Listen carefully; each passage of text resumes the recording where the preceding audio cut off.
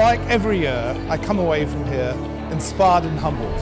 And I go take to my friends that what we've learned today about the Whitley Award winners, we really are making a difference around the world.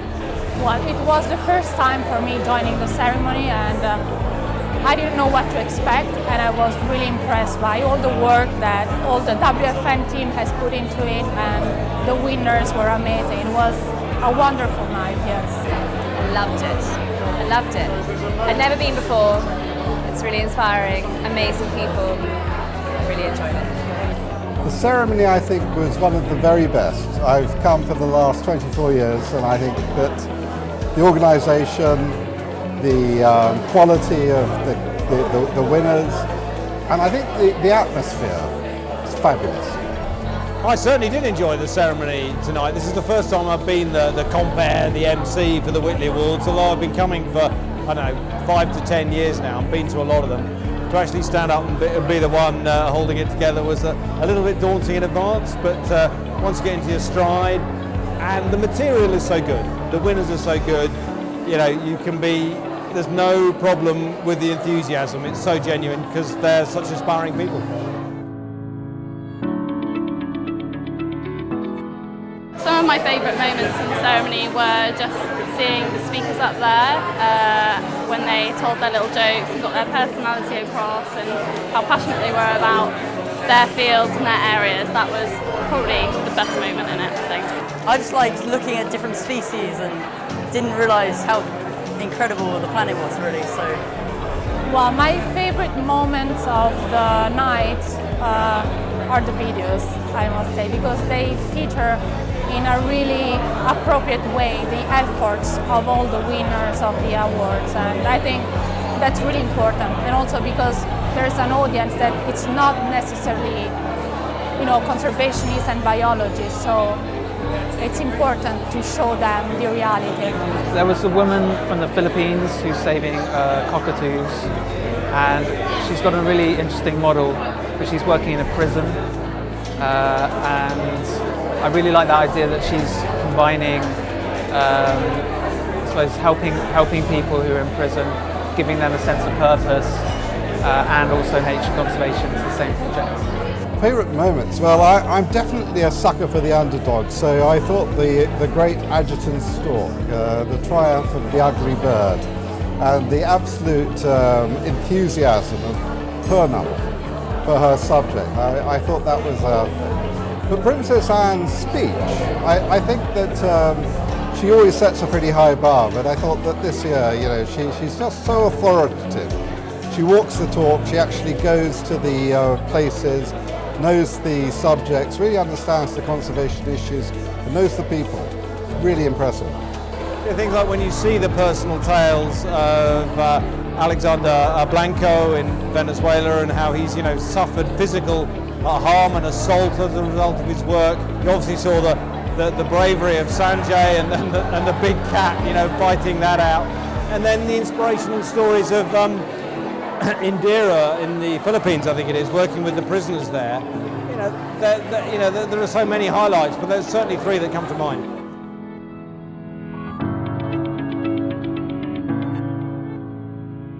I had the privilege of working with Edward 24 years ago, designing the original blueprint when I worked here. So we set this out on one sheet of paper as a concept. I can't tell you how proud I am that 24 years later, next year is the 25th, and the impact it's made and legacy is now far-reaching. And even if we stop tomorrow, everybody who has been supported so far is going to go on doing their legacy for a long time. That's why I support it. It makes sure that wildlife conservation is about people as well.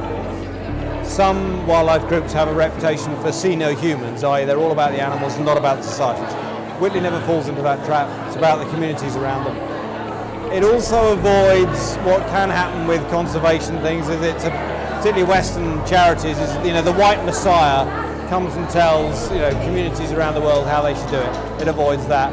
And if I'm allowed a third one, as we heard tonight, you know, over 90% of the money raised goes to the project on the ground. I mean, that is a proportion that most NGOs would kill for.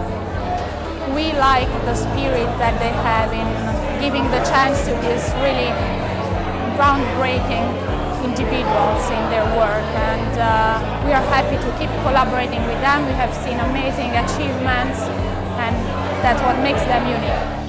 I support the Whitley Fund for Nature because they achieve amazing results and they identify really inspiring people who are doing incredible things. It's quite unique as a charity because you know that the money you're donating and the time you're donating is going directly to the places that need it the most, to grassroots conservationists who work tirelessly. Why do I support the Whitley Fund for Nature? Well, I have no choice.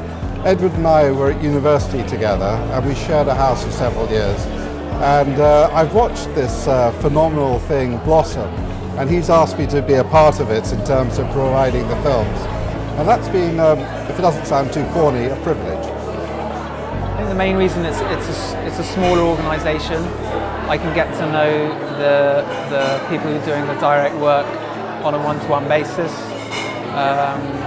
whereas if it was a large, maybe more faceless charity, I wouldn't really have that personal contact. I can go and visit them in their countries, and I have absolute conviction that they are the real deal, and also that they're working on a local level, and there's nothing between them and the work that they do.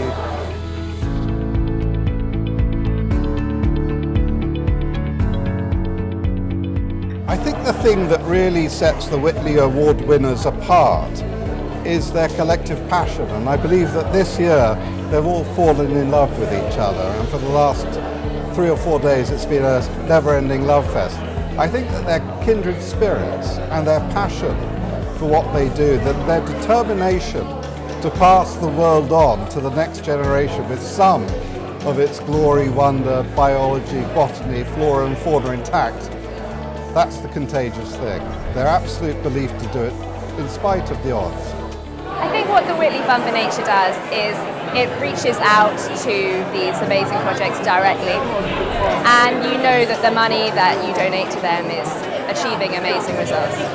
The Whitley Awards started as a very small group of people, and it's mushroomed into something enormous, and I think the wonderful aspect of it is that they continue to support, even after people have won their first prize, that's Gold Award, for continuing to support a successful project. I think what impresses me is that they are genuinely reversing some of the trend of bad news we get in conservation.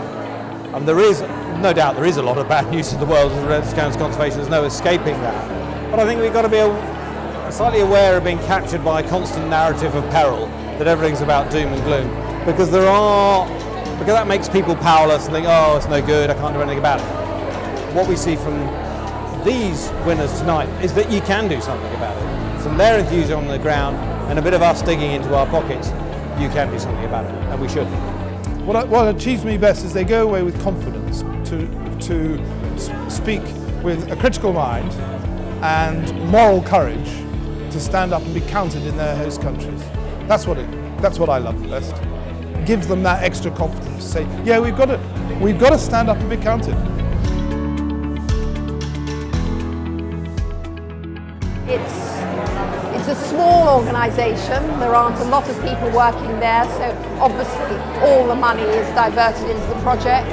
I think Edward creates a sense of family, so all those people, once they win the prize, they feel they are looked after and belong to that community that is changing the world and conserving our world, and I think probably belonging to that gives them great confidence, and I think that's, to me, and that's why we all come here as a community. We all feel we belong to the Whitley Fund for Nature community.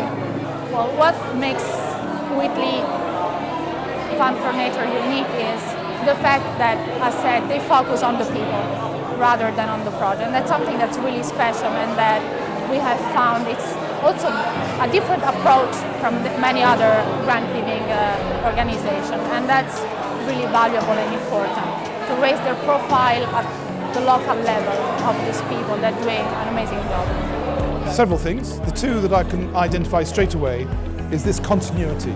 Once you're a Whitley Award winner, you have a chance of coming back and getting more funding. But you also have in your address book the network from Whitley Forever. Second, the award has got a brand of being really impactful. So once you wear the badge, you join a club that gives you confidence. I think what sets the Whitley Farm for Nature apart is that other charities are perhaps machine gunners. You know, they go and spray across large areas, whereas Edward and his team, they're snipers.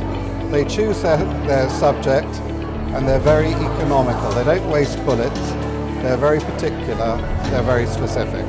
I think what sets the Whitley Fund for Nature apart from other charities is probably the way it punches above its weight. I mean, let's face it, it is a relatively small conservation charity without a massive public profile, and that is clearly something that would be good to work on. But I think within those parameters, it delivers such a lot for a relatively small amount of money. And I think it does that by sort of having some of the way they do it has a multiplier effect. You know, having David Attenborough involved, because of the credibility, you get great people like David Attenborough, you get attention, you get kudos. Having the Princess Royal, Princess Anne involved, you get kudos, especially in their own country. That whole, you know, British royalty thing works well. So they have this great technique of kind of exaggerating and accelerating the money they get to deliver more bangs for the buck.